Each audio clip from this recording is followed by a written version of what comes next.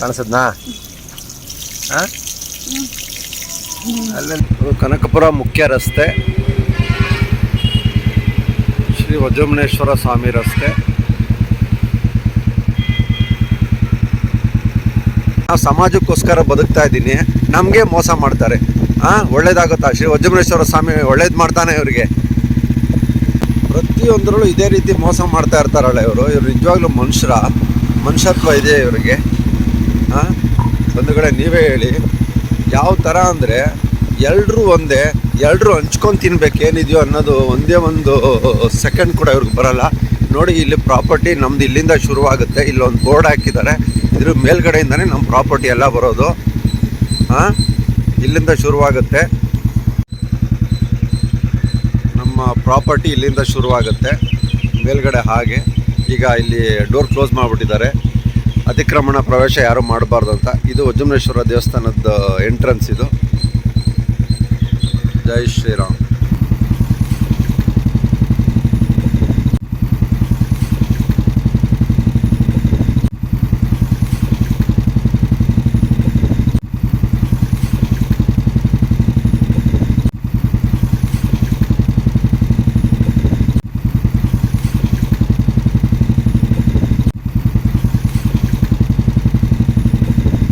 ಜೈ ಶ್ರೀರಾಮ್. ಎಲ್ರಿಗೂ ನಮಸ್ಕಾರ. ಶ್ರೀ ವಜ್ರಮುನೇಶ್ವರ ಸ್ವಾಮಿ ದೇವಸ್ಥಾನ ಇದೆಯಲ್ಲ, ಆ ದೇವಸ್ಥಾನಕ್ಕೆ ಹೋಗೋ ರೋಡು ಯಾವ ರೀತಿ ಡೆವಲಪ್ಮೆಂಟ್ ಆಗ್ತಾ ಇದೆ ನಮ್ಮ ಬೆಂಗಳೂರೆಲ್ಲ ನೋಡಿ. ಇನ್ನೊಂದು ದೇವಸ್ಥಾನ ಇದೆಯಲ್ಲ, ಆ ದೇವಸ್ಥಾನದ ಹತ್ರನೇ ಆ ಭಾಗದಲ್ಲೇ ನಮ್ಮದು 350-380 ಎಕರೆ ಪ್ರಾಪರ್ಟಿ ಇದೆ. ಅದೆಲ್ಲ ನಮ್ಮ ಫ್ಯಾಮಿಲಿಯವ್ರಿಗೆ ಸೇರಿರೋದು. ಅದ್ರ ಬಗ್ಗೆ ನಾನು ಇನ್ನೂ ಹೆಚ್ಚಿನ ಮಾಹಿತಿ ಕೊಡ್ತೀನಿ. ಯಾಕೆಂದರೆ ಇಲ್ಲೂ ನನಗೆ ಮೋಸ ಮಾಡ್ತಾರೆ ಅಂತ ಅನಿಸ್ತಾ ಇದೆ, ಅದಕ್ಕೋಸ್ಕರ ಈ ವಿಡಿಯೋ ಶೇರ್ ಮಾಡ್ತಿದ್ದೀನಿ ಬಂಧುಗಳೇ. ಯಾಕೆಂದರೆ ಪಿತ್ರಾರ್ಜಿತ ಆಸ್ತಿ, ಮುತ್ತಾತರಿಂದ ಬಳುವಳಿಯಾಗಿ ಬಂದಿರೋ ಆಸ್ತಿಗಳನ್ನ ಅದನ್ನು ಸಮವಾಗಿ ಈಗ ಪ್ರೆಸೆಂಟ್ ಯಾರ್ಯಾರು ಇರ್ತಾರೆ ಅವ್ರನ್ನೆಲ್ಲರೂ ಕರೆಸಿ, ಯಾರ್ಯಾರು ಮೇಜರ್ ಇದ್ದಾರೆ, ಯಾರ್ಯಾರು ಮೈನರ್ ಇದ್ದಾರೆ ನೋಡಿ. ಈಗ ನಂಗೆ 43 ವರ್ಷ. ಇದ್ರ ಬಗ್ಗೆ ನಮಗೆ ಮಾಹಿತಿ ಇಲ್ದಂಗೆ ಒಳಗೆ ಏನೋ ಮಾರಾಟ ಮಾಡೋಕ್ಕೆ ಪ್ರಯತ್ನ ಪಡ್ತಿದ್ದಾರೆ. ಕರ್ಸಿದ್ದೇಗೌಡರು ಮೊಮ್ಮಗ ನಾನು, ದೊಡ್ಡ ಮಗನ ಮಗ ನಾನು. ಈಗಾಗಲೇ ಆಲ್ರೆಡಿ ತಂದೆ ತಾಯಿ ಮಾತು ಕೇಳಿಕೊಂಡು ಎಡವಿದ್ದೀನಿ ನಾನು. ಒಂದು ಪ್ರಾಪರ್ಟಿನ ಆಗಲೇ ನನಗೆ ಮೋಸ ಮಾಡಿಬಿಟ್ಟಿದ್ದಾರೆ. ಮತ್ತೆ ನಾನು ಅದನ್ನು ಇಡ್ಬೇಕು ಹೋಗೋದಿಲ್ಲ.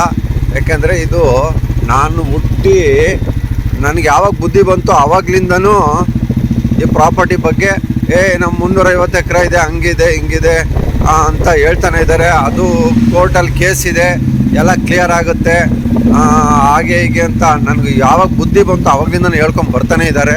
ಈಗ ನಂಗೆ 43 ವರ್ಷ. ಇವಾಗ ಈ ಪ್ರಾಪರ್ಟಿನ ಏನೋ ಮಾಡೋಕ್ಕೆ ಹೊರಟಿದ್ದಾರೆ, ಗೊತ್ತಿಲ್ಲ ಏನು ಮಾಡ್ತಿದ್ದಾರೆ ಅಂತ. ಏನೋ ಒಂದು ಪೀಸಾಗಿ ಸೇಲ್ ಮಾಡಬೇಕು ಅಂತ ಪ್ರತಿಯೊಬ್ಬರು ರೆಡಿ ಮಾಡ್ಕೊಂಡಿದ್ದಾರೆ. ಆದರೆ ನೋಡಿ, ಇವ್ರು ಮಾಡ್ತಾ ಇರೋ ತಪ್ಪೇನು ಅಂದರೆ ನಮಗೆಲ್ಲ ಮಾಹಿತಿನೇ ಕೊಡ್ತಾ ಇಲ್ಲ. ಬೇಜಾರಾಗಿರೋ ಮೊಮ್ಮಕ್ಕಳು ತುಂಬ ಜನ ಇದ್ದಾರೆ.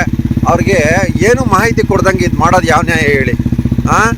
ನಾವು ಎಜುಕೇಟೆಡ್ ಆಗಿ ಒಂದು BCom ವರ್ಗೂ ಮುಗಿಸಿದ್ದೀವಿ, ಇಷ್ಟೆಲ್ಲ ಸಮಾಜಮುಖಿ ಕೆಲಸ ಮಾಡ್ತಾ ಇದ್ದೀವಿ. ನಮ್ಗೊಂದೇ ಒಂದು ವಿಷಯ ತಿಳಿಸ್ತಿಲ್ಲ. ಇವ್ರು ನೋಡಿ, ಇದನ್ನು ಪ್ರಾಪರ್ಟಿನ ಮಾಡ್ತಾ ಇರೋರು ಕೆಲವರು ನಮ್ಮ ಚಿಕ್ಕಪ್ಪದಿರು, ಅವ್ರು ಬರೀ ಏನು ಸಮಾಜಮುಖಿ ಕೆಲಸ ಮಾಡಿದ್ದಾರೆ ಏನಂದ್ರೆ ಏನೂ ಇಲ್ಲ. ಬರೀ ಇರೋ ಬರೋದನ್ನೆಲ್ಲ ಬಳದು ಬಾಚ್ಕೊಂಡು ತಾವು ತನ್ನ ಮಕ್ಕಳು ಫ್ಯಾಮಿಲಿ ಸ್ವಾರ್ಥಕ್ಕೋಸ್ಕರ ಬದುಕಬೇಕು ಅನ್ನೋದೇ ಇವ್ರ ಜೀವನ. ನಾವು ಸಮಾಜಕ್ಕೋಸ್ಕರ ಬದುಕ್ತಾ ಇದ್ದೀನಿ, ನಮಗೆ ಮೋಸ ಮಾಡ್ತಾರೆ. ಒಳ್ಳೇದಾಗುತ್ತಾ? ಶ್ರೀ ವಜ್ರಮುನೇಶ್ವರ ಸ್ವಾಮಿ ಒಳ್ಳೇದು ಮಾಡ್ತಾನೆ ಇವರಿಗೆ.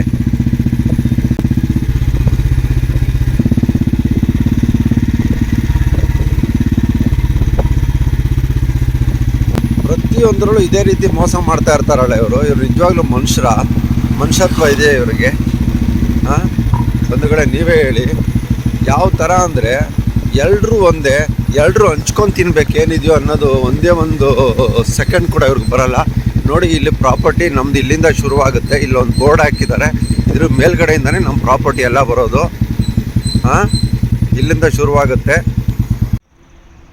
ಜೈ ಶ್ರೀರಾಮ್. ಎಲ್ರಿಗೂ ನಮಸ್ಕಾರ. 2 ಹಾವನ್ನ ರಕ್ಷಣೆ ಮಾಡ್ಕೊಂಡು ಬಂದಿದ್ದೆ ಬಂಧುಗಳೇ. ಅದನ್ನು ಸುರಕ್ಷಿತವಾಗಿ ನಿರ್ಜನ ಪ್ರದೇಶದಲ್ಲಿ ರಿಲೀಸ್ ಮಾಡಿ ಬರ್ತಾ ಇದ್ದೀನಿ. ನೋಡಿ ಬಂಧುಗಳೇ, ಇದು ವಜ್ರಮುನೇಶ್ವರ ದೇವಸ್ಥಾನ ಇದೆಯಲ್ಲ, ಆ ಭಾಗ ನಿರ್ಜನ ಪ್ರದೇಶ.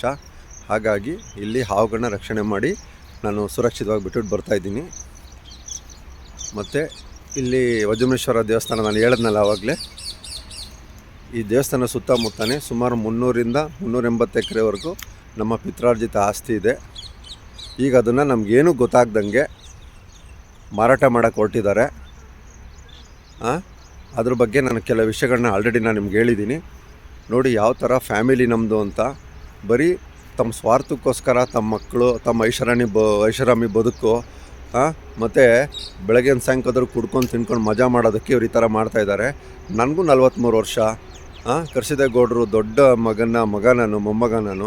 ನಮಗೆ ಯಾವುದೇ ರೀತಿ ವಿಷಯನೇ ತಿಳಿಸ್ತಾ ಇಲ್ಲ. ಎಲ್ಲ ಒಳೊಳಗೇ ಎಲ್ಲ ಮಾರಾಟ ಮಾಡೋಕ್ಕೆ ಹೊರಟಿದ್ದಾರೆ ಇವರು. ಇದು ಯಾವ ನ್ಯಾಯ ಹೇಳಿ? ನಿಜವಾಗ್ಲೂ ತುಂಬ ನೋವು ಕೊಡೋ ಸಂಗತಿ ಇದು.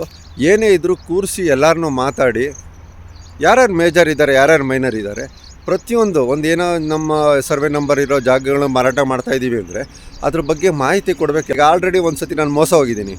ನಮ್ಮ ತಂದೆ ತಾಯಿ ಮಾತು ಕೇಳಿಕೊಂಡು ಕರೋನಾ ಟೈಮಲ್ಲಿ ಒಂದು ಪ್ರಾಪರ್ಟಿಗೆ ನನ್ನ ಕೆಲಸ ಸಿಗ್ನೇಚರ್ ಹಾಕ್ಸ್ಬಿಟ್ಟು ಮೋಸ ಮಾಡಿದ್ರು. ನನ್ನಿಂದ ಒಂದೇ ಒಂದು ಪೈಸೆ ಖರ್ಚಾಗಲ್ಲ. 21 ವರ್ಷದಿಂದ ಸ್ವಂತ ದುಡಿಮೆಯಲ್ಲಿ ಜೀವನ ಮಾಡ್ಕೊಂಡು ಬರ್ತಾಯಿದ್ದೀನಿ. ಇಷ್ಟು ಸಮಾಜಮುಖಿ ಕೆಲಸ ಮಾಡ್ತಾ.